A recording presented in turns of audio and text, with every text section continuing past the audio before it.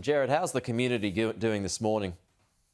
Look, they've been very, very resilient, and they've really pulled together as communities often do, but particularly on this island. It takes a special person to live on these islands, and they're very, very stoic. Are you picking up any more, Gerard, when it comes to the investigation of what went wrong? Well, it's not an investigation, it's a natural procedure that happens in a fire of this type of intensity. It wouldn't matter whether anybody was killed or not, they'd still go into the sort of circumstances to find out how it happened.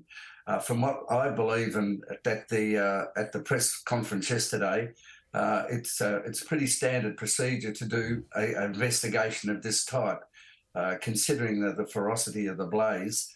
But from what I'm led to believe, from the family's point of view, and having got a message from Samantha, the mother, yesterday, she's still adhering to her story that of what she said originally was actually what happened.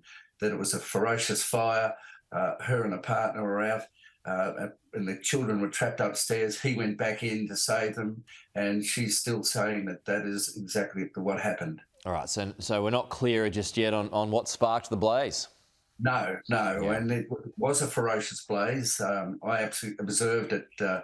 We were actually heading away from the island at the time and saw a pole of smoke heading up, and it was pretty horrific. But there's nothing left there except just the roof of the shed, and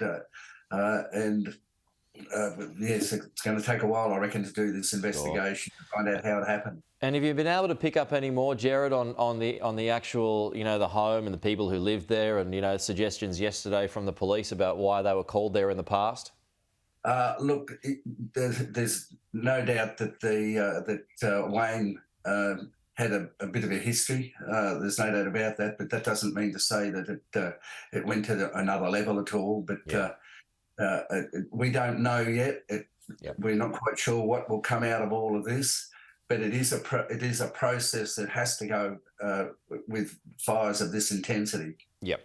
And as soon as we see anything from the police this morning, we'll bring it to you folks. Gerard, thanks so much for your time this morning.